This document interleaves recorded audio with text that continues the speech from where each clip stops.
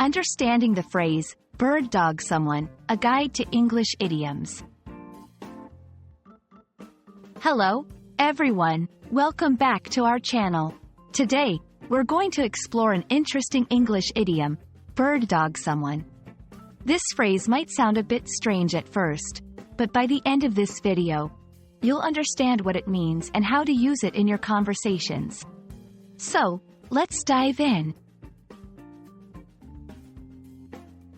The phrase, bird dog someone, originates from hunting terminology. In hunting, a bird dog is trained to find or retrieve birds. However, in everyday English, to bird dog someone means to follow someone closely, to watch them carefully, or to persistently seek something from them.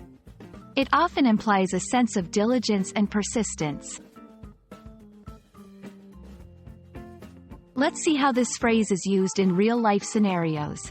1. In a work setting, my manager has been bird-dogging me all week to finish the report. Here, it means the manager is closely monitoring the speaker's progress. 2. In a personal context, I've been bird-dogging the customer service team to get a refund. This shows persistent and careful follow-up. It's important to know the right context for using bird dog someone. This phrase is informal and best used in casual conversations, among friends or in less formal settings, workplace scenarios, to describe close supervision or persistence in tasks. However, it might not be appropriate in very formal or serious contexts.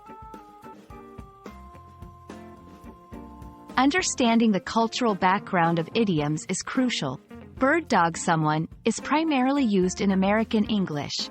It reflects a part of American culture where hunting and outdoor activities are familiar to many. Knowing this can help you better understand the phrase's usage and origins. And that's a wrap on bird dog someone. We hope this video has shed light on this unique phrase and added a new expression to your English vocabulary. Remember, learning idioms is a fun way to sound more natural in English. If you found this video helpful, please give it a thumbs up and subscribe for more English learning content. Keep practicing, and see you in the next video.